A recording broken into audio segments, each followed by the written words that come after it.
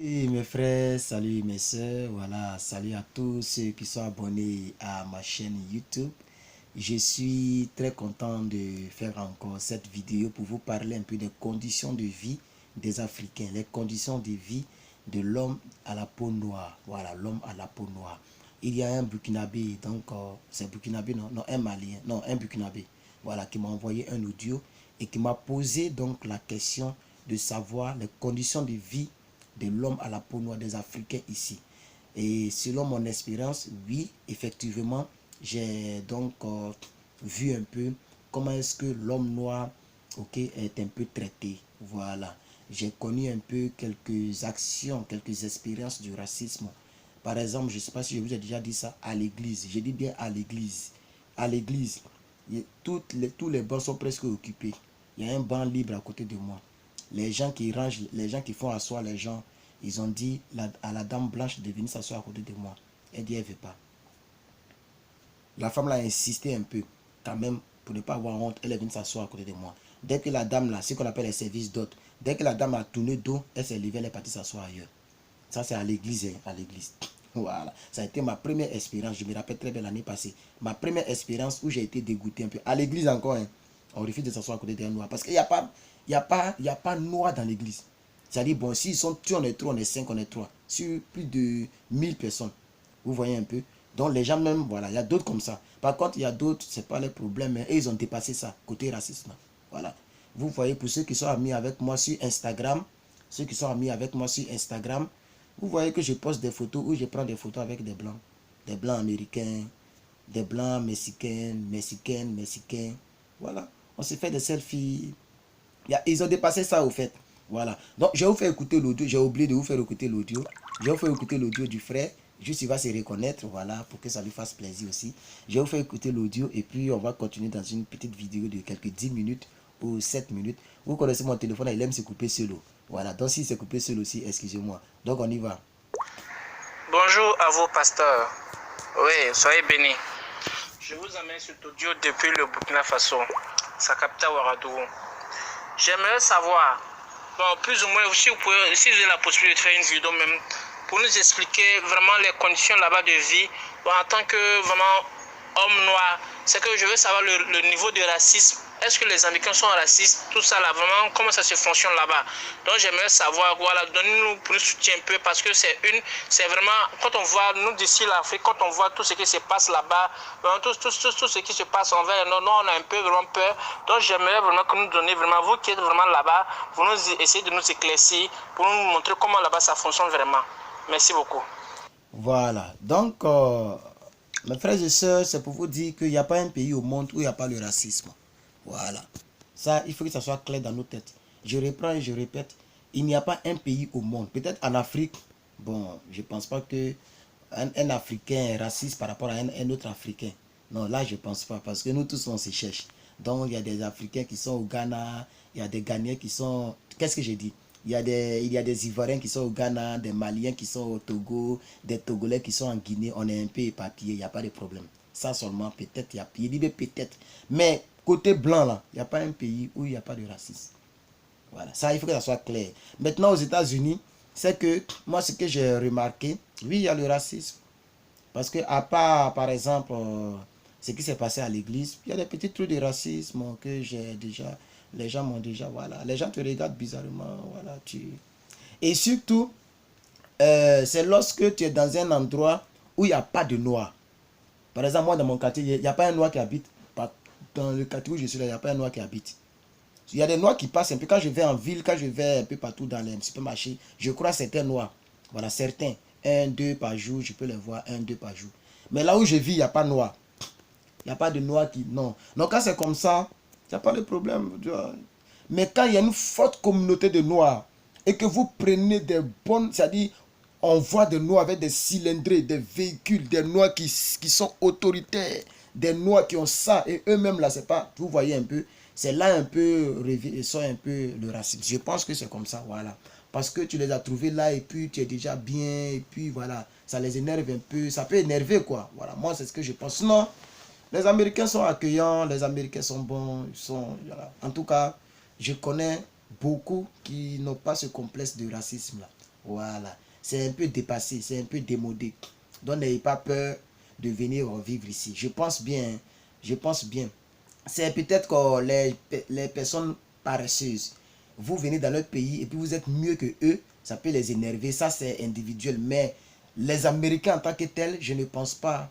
Et il y a quelqu'un qui m'a dit non, mais Donald Trump lui-même, dans une vidéo, il a refusé de saluer une femme noire qui lui tendait la main. Oui, j'ai vu cette vidéo. Mais bon, c'est pas à cause du président Donald Trump que je vais dire que tous les Américains sont racistes. C'est ça qui est la vérité. Je ne sais pas si vous me comprenez un peu. Voilà. Moi, je ne juge pas tout un peuple par rapport à un individu. Quelqu'un peut faire le racisme avec moi, ok? Et même si la personne est américaine, mais ça ne veut pas dire que tous les Américains sont racistes. Voilà. Par exemple, moi, j'ai des amis policiers. Oui, oui, oui. Oui, peut-être même vous allez me voir dans une photo avec un policier. Voilà, un shérif américain. C'est pas un policier américain. Ils sont deux. Il y a un qui est motard. Toujours, il vient acheter la nourriture. Lui et moi, on échange, on rit, mais gaga. Il est motard, il est fourré, le PA. Là, le pistolet est là. Voilà. Calibre 12, il a mis ça au dos. Et ils font les patrouilles sur les autoroutes. Il y a un là, lui, c'est dans le véhicule. Véhicule de police, il vient toujours. On se prend le bon même. C'est-à-dire, on se prend le coup de poing. C'est un policier américain, mais il cause avec moi. Il sait que je suis ici il n'y a pas longtemps. Il m'a même demandé, tu viens où? Ça fait combien de temps tu vis ici? Il a dit, ça fait presque, bon, on va mettre, ça fait, c'est que si ça fait 9 mois, un truc comme ça que je suis là. Il est content, on rit, voilà. Au travail, je suis le seul noir. Là où je me débrouille là, je suis le seul noir. Mais je suis la seule star aussi. Je vous dis, je suis la seule star là où je travaille. Voilà, je suis la seule star. Donc, voilà, ça dépend du comportement. Et puis, je voulais terminer la vidéo pour dire, voilà, que lorsque vous venez dans le pays des gens, mettez-vous en tête que vous êtes africain, que vous êtes étranger. Étranger, là, c'est pas injure, hein. Étranger, c'est un mot qui signifie que tu n'es pas chez toi. Et c'est pas pourquoi il y a les gens, quand on dit qu'ils sont étrangers, ça les énerve. Moi-même, quand les gens me demandent, je dis par jour, là, il y a au moins 10 personnes qui me demandent, where are you from? Je vous jure. Bon, le chrétien ne gît pas, mais c'est sorti comme ça, mais c'est juste, voilà. Voilà, donc, je vous rassure plutôt. Par jour, là, il y a au moins 10 personnes qui me demandent, where are you from? Where are you from? Même, je suis allé acheter ma nourriture hier, dans le restaurant. Elle dit, mais toi, tu travailles à McDonald's qui est là-bas, là? J'ai dit, oui, je travaille là-bas. Elle dit, mais tu es trop bien, tu es bien. Tu veux boire quelque chose, je t'offre cadeau. Elle dit, non. Sécurité, là, toujours là, je bois ça à l'autre côté même. J'ai peur d'avoir ce qu'on appelle le diabète, voilà, diabète en français. Elle a commencé à rire. Elle m'a donné la viande cadeau. Elle m'a donné ce truc là. Je vais vous montrer. C'est Panda Express, les Américains connaissent. Vous voyez ça? Normalement, quand tu achètes la nourriture, on te donne ça là 1. Elle m'a donné 15 parce qu'elle sait que j'aime ça. Regardez, j'ai mangé beaucoup, mais voilà les châssis qui sont là. Voilà les sachets. Pourquoi on dit que lui, c'est un monteur? Regardez les sachets. Regardez. Voilà. J'ai mangé beaucoup. Il y a d'autres qui sont encore là à terre. Elle m'a donné 15. Elle a mis dans le sachet comme ça pour me donner parce qu'elle sait que j'aime ça. Mais elle est américaine. Elle est totalement américaine. On cause.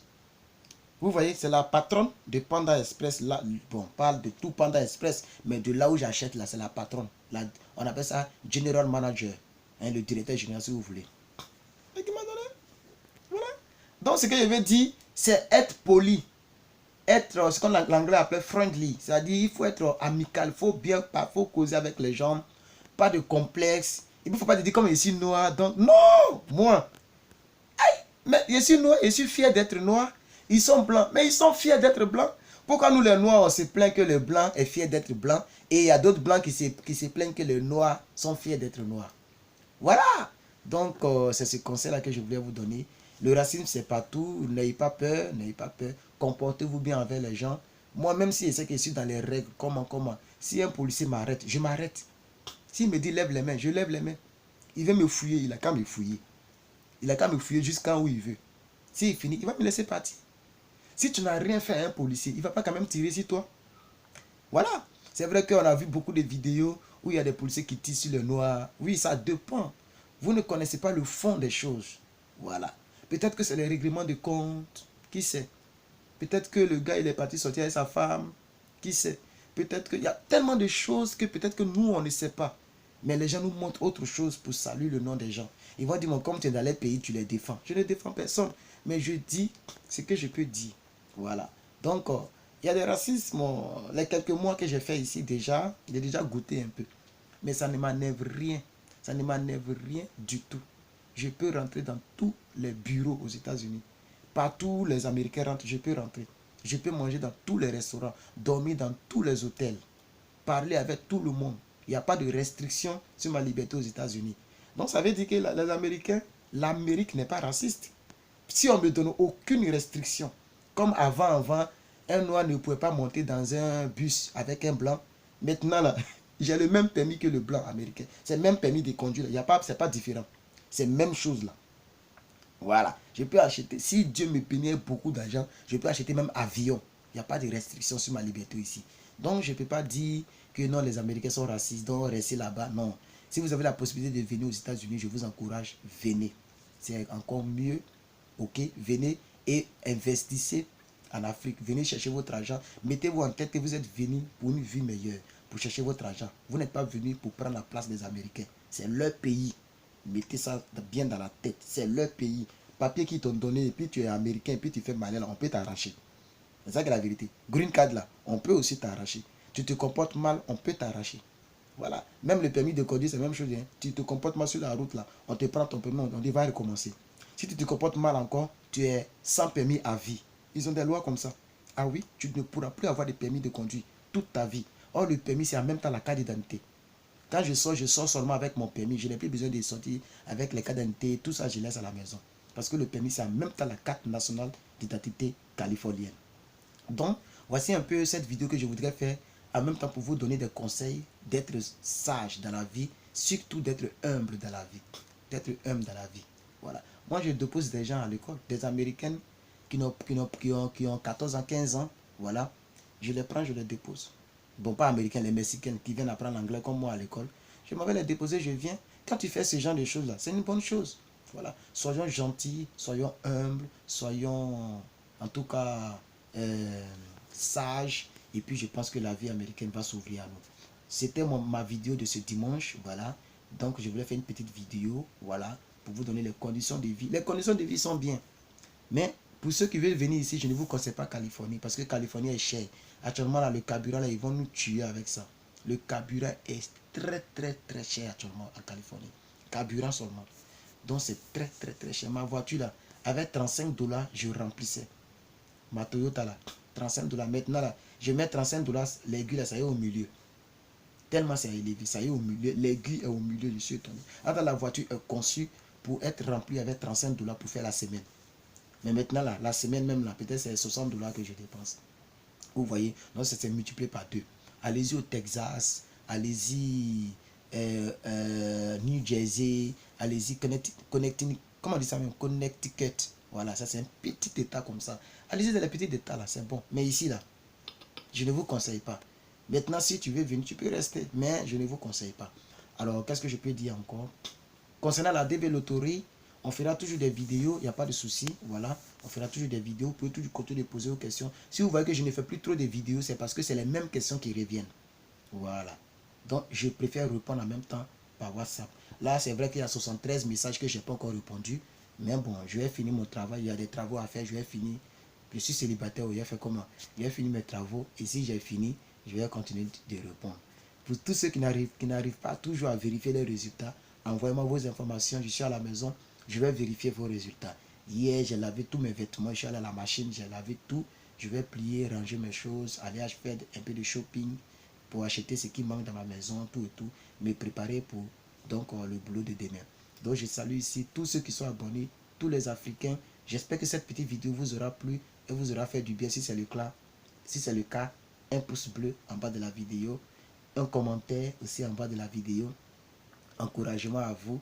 Et jouer en octobre prochain. Octobre prochain, je vais faire live pour inscrire les gens. C'est moi qui ai dit ça, non? J'ai dit que je vais vérifier pour les gens. J'ai vérifié pour les gens. Il n'y a pas quelqu'un qui a dit qu'il n'est pas vérifié. Bon, à part ceux qui sont en attente. Donc, qu'est-ce que je voulais dire encore? Donc, croyez. Donc, et puis, je veux dire aussi que c'est pas parce que ça n'a pas marché que la vie est finie. Et puis, même si il y a des personnes qui disent non, moi, je ne peux pas jouer parce que je n'ai pas le diplôme, je n'ai rien, je n'ai pas de... Mais tu peux rester en Afrique et puis te chercher. Ça aussi, c'est... Oui, faut pas... C'est pas en Amérique, ou bien en France, ou bien en Angleterre seulement qu'on réussit. En Afrique, là, tu peux réussir. Moi, avant de venir ici, là, j'avais commencé à faire ma PME. J'avais commencé à acheter... J'ai acheté mon imprimante, mon ordinateur, mes trucs. J'ai commencé à faire photocopie et impression. Je partageais connexion Internet. Connexion Internet, là, c'est pas cher. Allez-y à MTN, Orange. Vous prenez les trucs là.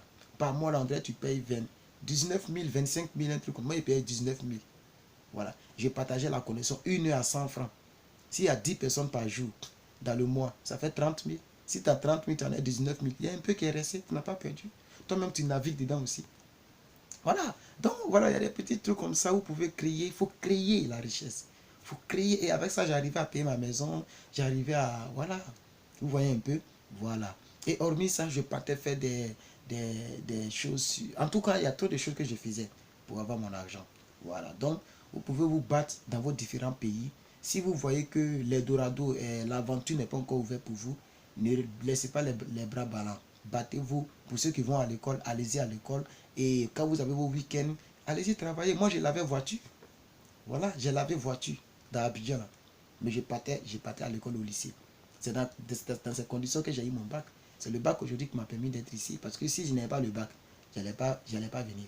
Parce que le bac est très capital pour la développerie. Le bac là, c'est très capital pour la développerie. Alors, donc je vais m'arrêter là. La vidéo commence à être très longue. Je vais m'arrêter là. Et que Dieu vous bénisse. Et merci. Si vous n'êtes pas encore abonné à la chaîne, abonnez-vous. Pour ceux qui veulent connaître, qui veulent savoir beaucoup de choses sur la DV, regardez mes anciennes vidéos. Il y a beaucoup de vidéos que j'ai fait sur la DV Loterie. Plus de 100 vidéos. Continuez à regarder. Et portez-vous bien. Et un pouce bleu, n'oubliez surtout pas le pouce bleu. C'est très important pour moi. Et vos commentaires, posez vos questions sur mon WhatsApp. Voilà. Et portez-vous bien pour tous ceux qui veulent donc... parler, affaires, business avec moi, je suis aussi disponible. Vous m'écrivez sur le même WhatsApp et si je vois que votre business il est sain et il est bon, je vous donne mon WhatsApp des États-Unis et on continue dans les affaires parce que je suis un homme d'affaires aussi. Voilà. Je me suis dit, après 1 an ici, je vais commencer à faire des affaires, commencer à envoyer des véhicules, voilà, acheter des véhicules, commencer à traiter avec les gens en Afrique. Tout ça, on va faire vidéo de ça. Et quand le véhicule est arrivé, que l'acheteur est fan du véhicule, il va faire vidéo pour vous montrer. On va faire des affaires. Voilà, ici là, les matelas là, ça traîne dans les rues. Les macassis là, matelas macassis là, ça traîne comme ça. Même hier, j'ai vu plus de 10, ça traîne, ça traîne. Les gens chantent des matelas seulement. Quand le chien a dormi dessus 1-2 fois, le chien a dormi dessus, il jette, il jette. Pourquoi ne pas faire des conteneurs, laver ça, traiter ça bien, envoyer en Afrique. Ok, faire même des dons. Je peux faire ça, faire des trucs, faire des dons. En Afrique, il dit, bon, aujourd'hui, je me souviens des Burkinabés, des Américains, des Africains. Il dit américain maintenant, des Africains, des voilà. Donc c'est des projets qu'on va écrire et je vais essayer de contacter toute la communauté africaine ici aux États-Unis. On va faire une ONG pour voir comment aider ceux qui sont sélectionnés mais qui n'ont pas de sponsor. Voilà, sponsor financièrement, sponsor pour les héberger. Comment faire? Comment faire? Pourquoi ne pas chercher à faire un appartement, prendre un appartement que par nos contributions, on va payer par mois et puis les gens vont venir rester dans l'appartement et peut-être 3 mois, 4 mois après, ils vont aller se chercher. Comment créer une ONG pour la communauté africaine? Je suis en train de faire des écrits. Donc s'il y a quelqu'un qui vit aux États-Unis, qui tombe sur cette vidéo, vers la fin de cette vidéo, qui vit ici aux États-Unis, contactez-moi. On va commencer à faire donc les étapes. Et le groupe WhatsApp, je vais le créer très bientôt. Le groupe WhatsApp pour ma chaîne. Voilà, un groupe WhatsApp spécialement pour mes abonnés. Comme ça, vous allez venir dans ce groupe. On va toujours s'aider. Mais si la vidéo est beaucoup longue, je vais m'arrêter là. Portez-vous bien. À la prochaine pour une autre vidéo. Voilà, sur cette chaîne. Merci et bye bye.